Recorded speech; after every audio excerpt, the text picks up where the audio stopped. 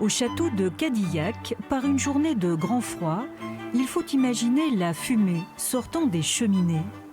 Car le palais du duc d'Épernon n'a jamais craint les rigueurs de l'hiver. Il y a 4 siècles, une chaleur réconfortante attendait le visiteur dans ses appartements baignés de lumière. Nous sommes à la fin de la Renaissance et les cheminées comptent parmi les plus belles du royaume de France. Du sol au plafond, des œuvres d'art alliant force des matériaux et finesse des motifs. On est dans la grande salle du duc et on est effectivement sur l'une des 8 cheminées monumentales du château qui en comptait une vingtaine à l'origine, et ces cheminées sont des décors.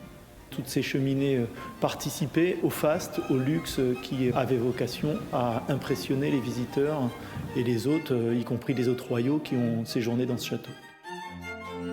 Au fil des jours, dans ce cadre luxueux, aux murs couverts de tapisseries, les grands feux engloutissent des arbres entiers.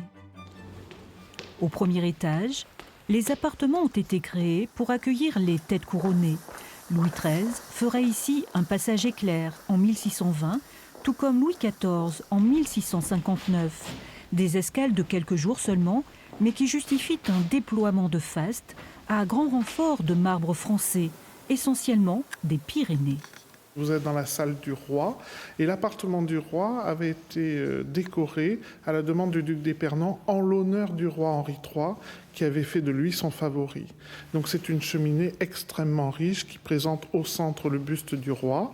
Le buste du roi est entouré de captifs enchaînés et puis de part et d'autre, vous voyez, il y a 2 grandes statues de pierre de taille.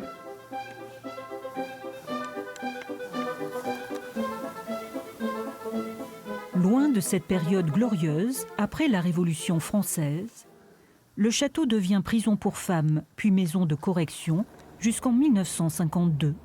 Les cheminées n'auront plus qu'une odeur de cendre, fermées pour éviter les évasions et détournées de leur usage premier. Elles avaient une utilité un petit peu sordide, puisque sur les plans, nous pouvons voir que ces cheminées servaient de sanitaires pour la nuit, pour les prisonnières. Il y avait au sol un baquet en bois qui était positionné, une planche par-dessus, et puis on sait par les inventaires qu'il y avait un petit rideau pour les isoler du reste de la pièce, puisqu'il faut quand même penser que dans cette pièce, il y avait environ 30 à 40 lits qui étaient positionnés les uns à côté des autres. L'an dernier, le château de Cadillac, son histoire contrastée et ses nombreuses expositions ont enregistré une affluence record avec 23 000 visiteurs. De quoi laisser à penser qu'en ce palais, les gardiens du patrimoine savent alimenter le feu sacré.